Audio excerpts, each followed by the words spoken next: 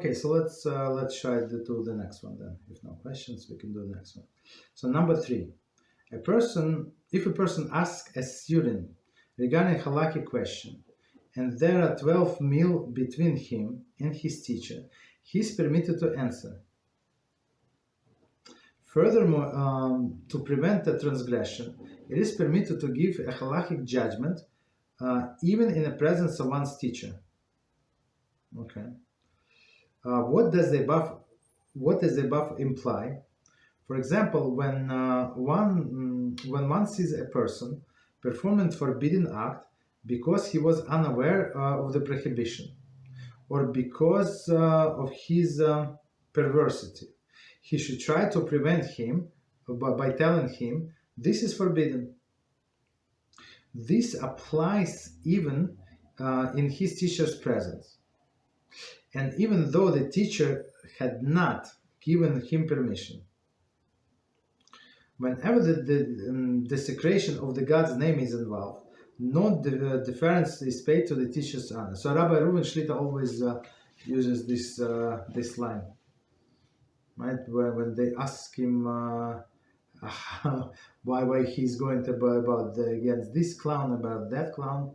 So why other people are quiet, big rabbi is quiet, and he's the one who fighting the war. So that's exactly the answer is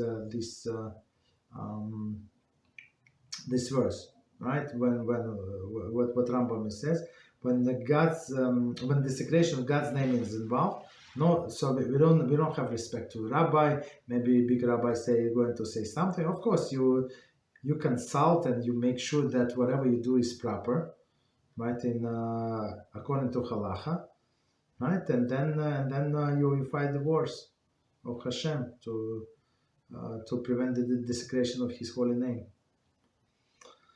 When does above apply? With regard to the matters that came up incidentally.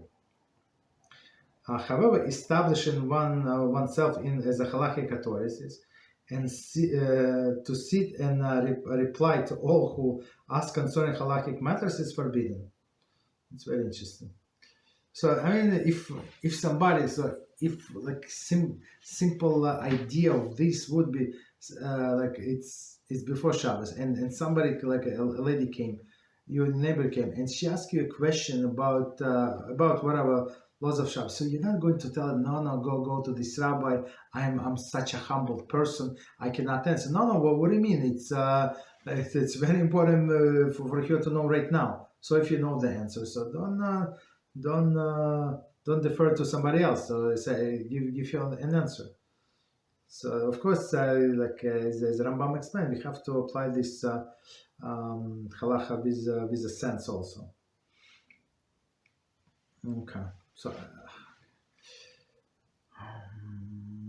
so let's at least finish reading because it's very long. I see there are a lot of commentaries, so we're going to leave to the next time. So it says, when does above apply with regard to the matter that came incidentally? However, establish oneself Halachic authority to sit and reply to all who ask concerning Halachic matters is forbidden, even if the student is at one end of the world and teacher is at the other, until either A, teacher dies, or student receives permission from his teacher. Not everyone whose teacher dies is permitted to sit and render judgment concerning Torah law. Only one who is a student worthy of rendering judgment. So that's why it's not our personal decision whether to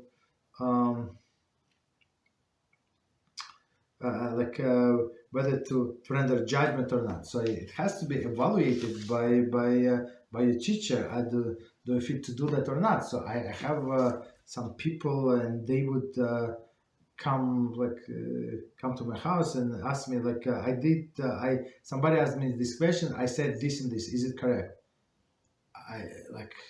I said, you normal. Why you ask me now? Like you had to ask before. But if you answer that person, why would you answer? Why would it render halachic decision if you're not sure yourself? So people take it very, very lightly, and it's absolutely wrong. So if somebody asks you the halachic decisions, so yeah, have to know for sure, or don't answer. Send this person somewhere else, or take your time. If you're not sure, go to the books, check the books, and then only then give an answer. Right? But don't give answer and then ask somebody like 3 weeks later. Actually, by the way, do you think I did right or not? That's not right. Okay, we stop here.